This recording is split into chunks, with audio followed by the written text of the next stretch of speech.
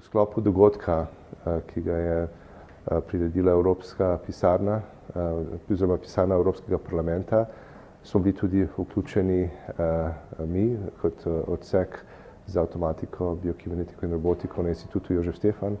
Jaz sem predstavljal svoje mnenje glede zaposlitve mladih v bodočih službah oziroma kakšne bodo možnosti, predvsem z naših izkušenj na področju vesoljske medicine. V sklopu tega smo organizirali tudi obisk centra v Planici, to je Olimpijski športni center, ki deluje v okviru Nordijskega centra. Tam pa že od leta 2007 sodelujemo z Olimpijskim športnim centrom in sicer smo načrtovali in vgradili sistem za simulacijo višinskih razmer. To je nekaj takrat bilo zelo posebnega, teh centrov takrat vsaj ni bilo veliko na svetu, ta je bil prvi tak velik center in v sklopu tega centra smo delali različne raziskave.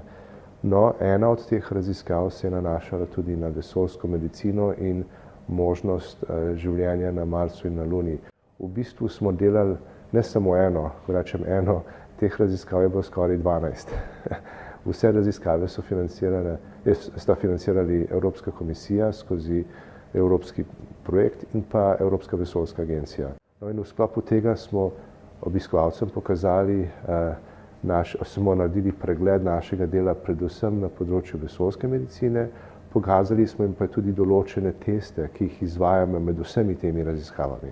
Ja, zdaj s temi novimi mejniki, ki so se zgodili in na slovenski in evropski ravni, torej da je Slovenija postala pridružena članica ESE in da imamo novo EU strategijo glede vesolja, ki predvideva, da bo prišlo vesolje v življenje vsakega Evropejca. To pomeni ogromno nekih novih služb, ki pa niso seveda le tehnične, ampak tudi netehnične.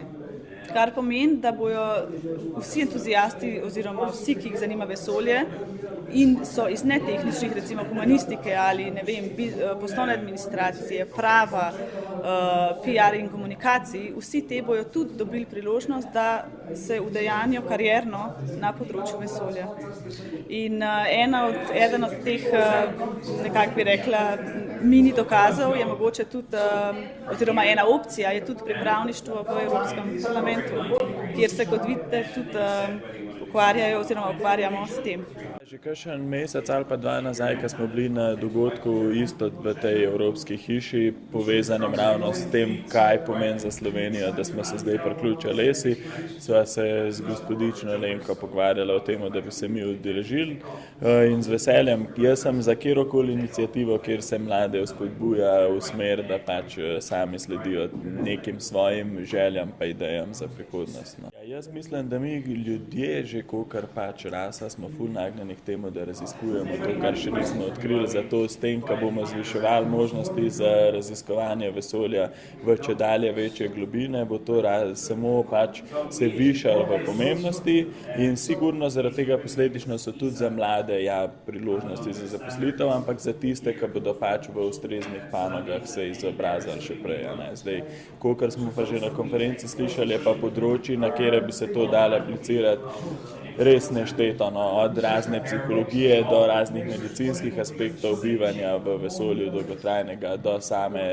ne vem, razvoja strojnih komponent tehnologij tega, tako pač možnosti so limitless, tako deluje zdaj.